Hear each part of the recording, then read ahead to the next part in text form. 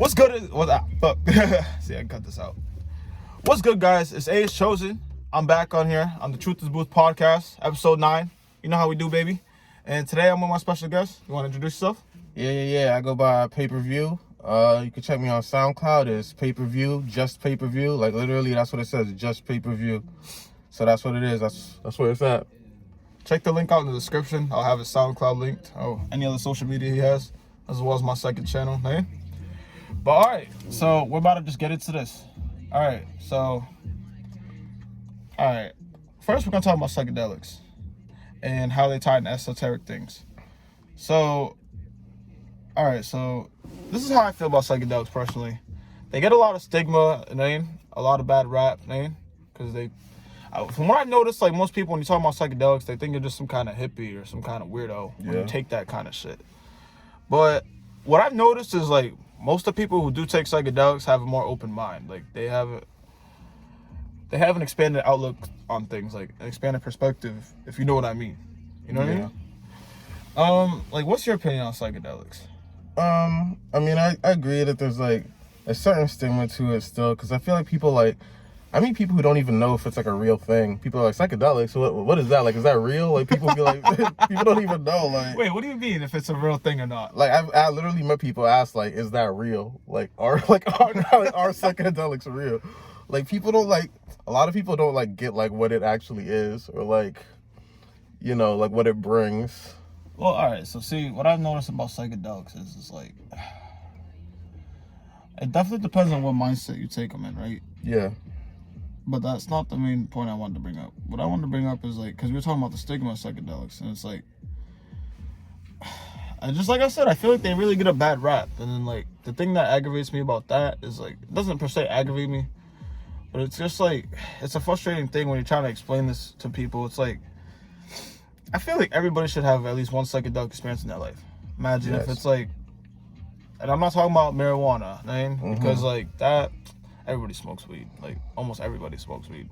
So I'm not talking about that. I'm talking about things along the lines of like mushrooms, acid, mescaline, DMT.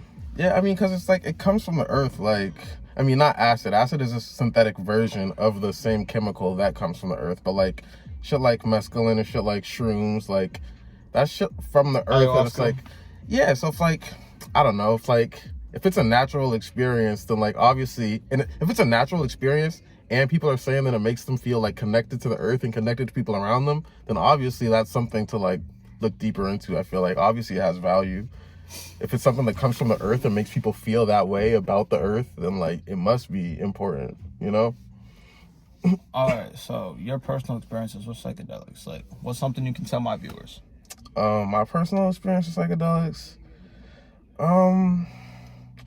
it's a lot to sum up like very quickly, but I've had lots of good trips. I've had like one trip where it was like where my identity sort of came into question and it sort of came crashing down and like colliding. But like, I don't hold that against acid at all. Like, it is about the mindset you take it in, and like there are definitely things in my mind that like I wasn't addressing at that point. So like, I know that like that's sort of what psychedelics bring out of you. And like the thing is like, psychedelics, you can have like fun on it like the first few times you take it, but eventually like that deeper message is gonna hit you. Like eventually it's gonna hit you on that deeper level, and like I feel like that's when like you sort of have to like take a step back. It's like, it's a journey. It's like, it's really like going to like a different realm. Like, no, not to sound corny, but it really is like stepping into a different world. Bro, it's like temporarily getting away from here. Like, yeah. And another thing I noticed is like, it's like you were saying, like you eventually get to that deeper message on psychedelics. And what's happened with me is like, I'm gonna have a little story about the first time I took that. I'm gonna be dropping that on YouTube, but I'm gonna sum it up. Basically, like that night I was about to kill myself, like on some real shit, like. And then it was weird. Like I feel like some divine intervention happened. Like someone hit me up. They was like, "Yo, come chill," and I was just like, "Fuck it, why not?" Right? I was like, I'm already doing some low shit anyways. So, like I said, they picked me up, whatever. And then later down that night, I had taken this acid, and it just opened a whole new part of my mind. And it's like, when you experience something like that, when you're in such a low state, it brings you back to like reality in a sense, if that makes sense. And what I mean by that is like, okay, for example, say you're in like this self-pity mindset, right? Say if you're in this sad mindset for absolutely no reason. If you take something like a psychedelic, like, man, it'll make you address those reasons why, like you were saying with that deeper message. Yeah. So like these things come up and you're thinking like, whoa, I couldn't really do this when I was sober, or I could do this when I was sober, I just didn't want to. Yeah. And when you take psychedelics, I feel like it just forces you to face those things. You're like, Yeah. shit. Or like not even like face them. Like sometimes it's just like as simple as like when you take psychedelics, like all your sober like anxieties and stress and like inhibitions and things that you feel like you can't do or you're like too busy to do, like when you take psychedelics, it just reminds you, like, I don't know, it just like puts everything back, like it lays it out flat where it's like it's not that hard. Like if I want this, I just have to do A, B, and C. Like I feel just like, I don't know, like I remember taking psychedelics one of the first times I took it, and just like sort of like it dawned on me like how easy it was like for me to survive, just to like go to work, to get food, like, and it's like, I don't know, I guess I'm going off on a tangent, but like what I'm trying to say is like psychedelics, like it motivates you and it like clears things out. So like all those stresses that you thought were getting in the way, like it just seems like silly once you like see it from like a psychedelic point of view, and you like realize that like you're here on earth and you could just have to do what you got to do. Like it just brings it back to square one, I feel like. Yeah. And perfect point about that. So think about it like this, right? Like, you know about vibrations, like, man, you know how you have your own vibration, I have my own vibration, man. We all vibrate uniquely. So what another thing I've noticed about psychedelics is like, depending on what vibration you are in at that current state when you take it, it's either going to raise or lower your vibration, man. For the most part, psychedelics raise your vibration if taken in moderation, or like almost rarely taken. Yes. Because it was like you said, it brings you back, like, to reality, sort of. It kind of lays those things out for you. Yeah. Things that were, for some reason, like you said, when you're too busy, or you say you're too busy when you're sober, when you're actually not. You're just trying to throw those things under the carpet. Yeah. Like I said, my personal experience, what I've realized is, like, when you take those kinds of substances, it's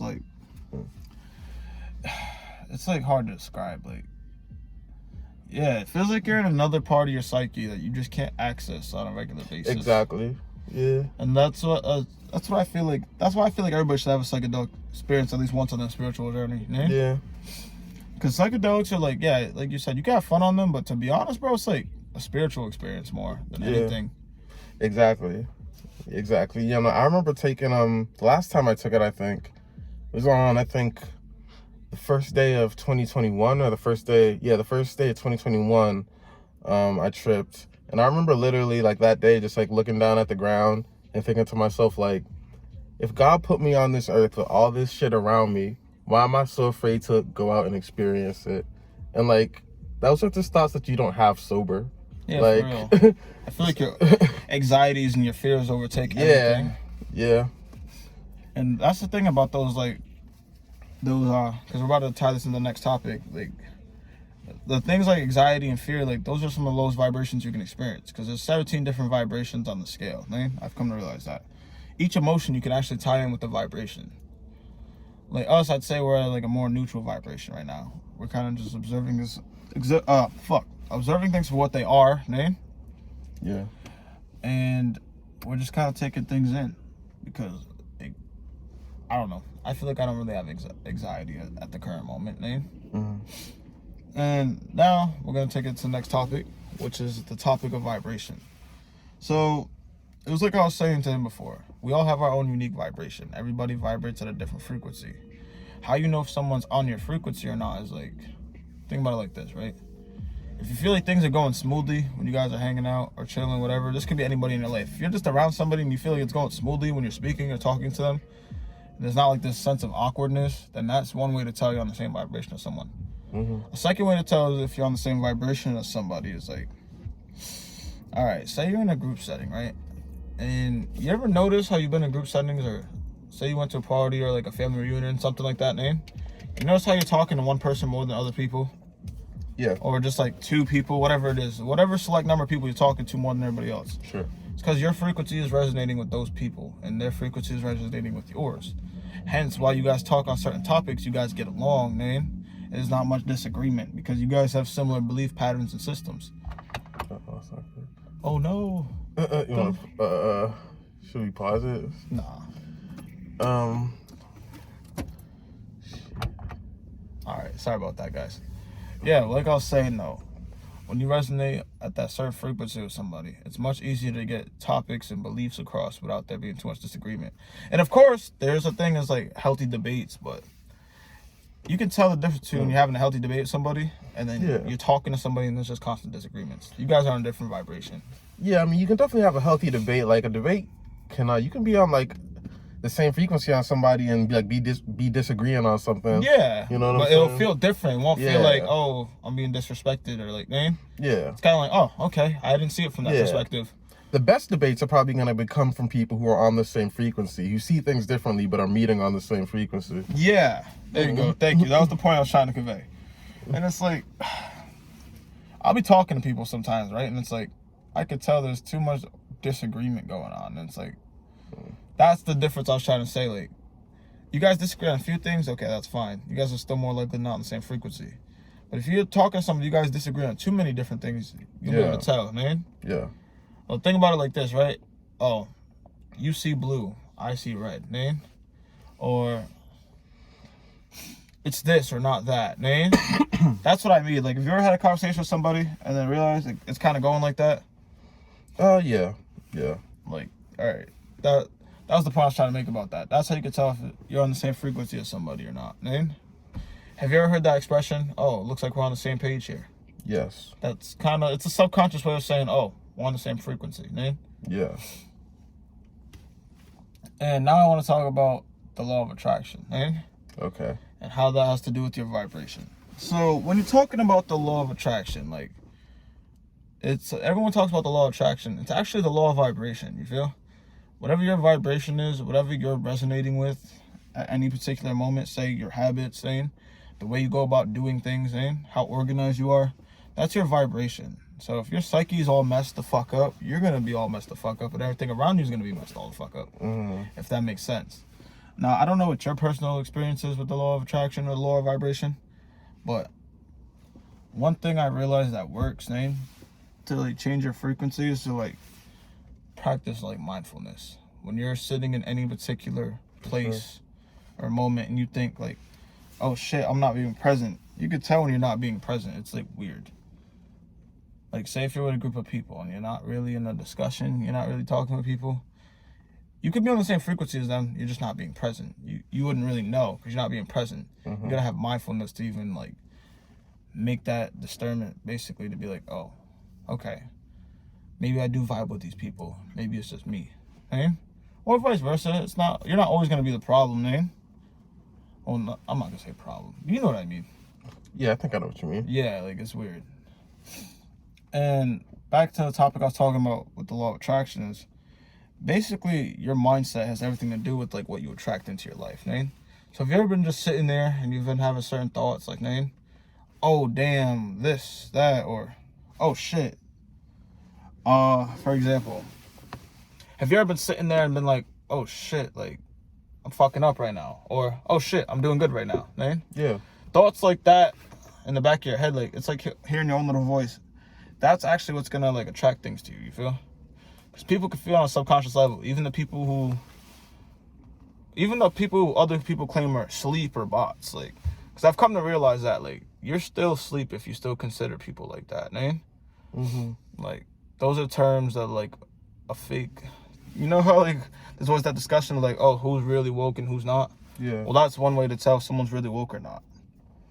Is if they are basically coming at people for not having that higher awareness. Like, yeah, that's not their fault, bro. It's not their time yet to experience those things. And you just got to take everything with a grain of salt. And another thing with the law of attraction is like, say you haven't dealt with your inner demons, right? Or like certain people, like say you haven't dealt with certain issues, right? You're going to keep attracting the same exact kind of people in your life, right? and you're gonna resonate with those people for that very reason. But when you're on that higher frequency, or like you're getting to a higher frequency, people are gonna drop out of your life. Situations are gonna drop out of your life, man. And that's for your betterment. So like, people usually get scared and concerned when these kind of things happen. But me, to tell you the truth, I've been bouncing around for the past couple of years, and it's like, I don't know. I used to be scared of it. I'm like, but hey, it is what it is for real, man. Your vibration does have a lot to do with how your life goes, man. And that's something a lot of people are not aware of. Yeah, I can see where you're coming from totally. Yeah, I mean, it is sort of like just like the energy that, like, I do agree that like people can sort of subconsciously like sense it, you know what I'm saying?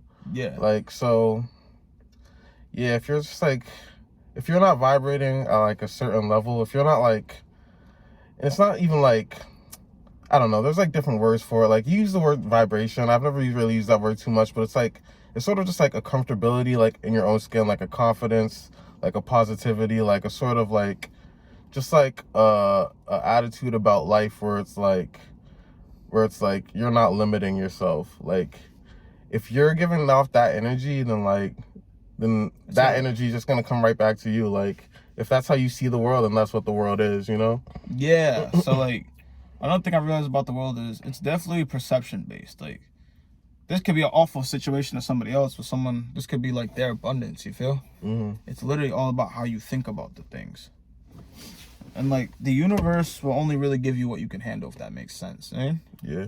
Like, the universe will never, God, the source, whatever you want to call it, eh? Like, I believe in God, but not in the sense that everybody else believes in God, if that makes sense. Like, whoever put us here, eh? Like I said, because we all come from the source, eh? The source is like God himself, eh? We're all a piece of the source. Think about it as like a big sandbox, right? And we're just like little specks in the sandbox. That's literally what this is, eh? So, it was, yeah, like, back to like conversation about vibration. Say you're trying to attract new things into your life, right? Say you're trying to attract like higher frequency beings into your life. If you don't match those frequency of those people, you'll never really come across paths. And if you do, like, they're gonna, it's like you said, subconsciously sense that energy on you. Yeah. Oh, this man's not confident. I don't really want him around me. Like, kind of deal. Yes. And like that, I don't know. That shit's crazy. I mean, it's fucked up in a sense, but no, likes do attract, man. Yeah. So whatever frequency you're vibing on, that's who you're basically. If you want to find out your vibration, just look at a reflection of everybody around you. You feel? Like the people you're around the most. Like, you ever heard those rich people say, those successful businessmen say, you are of the 5 people you hang out with the most, or 5, not necessarily hang out with, but who you're around the most. The 5 people you're around the most, you're most likely like those people. So if you want to level up, you have to go in isolation mode for a little bit, man. And then that's how you'll attract new people into your life, because you'll therefore raise your frequency. But that's the problem with people nowadays, is like, most of us don't like to be alone, man. Like, me personally, I enjoy my alone time, but I also like to be around people at the same time. I guess you could call me an ambivert, and that's when you're a combination of being introverted and extroverted, right? Like, I could be really outgoing, but for the most part, I'd say I like my alone time a little bit more. I don't know how you feel about that topic. I feel like I used to like my alone time more. Now I'm more of like a social person. I don't know, because there has to be like a balance. There always has to be like a balance for everything, you know what I'm saying?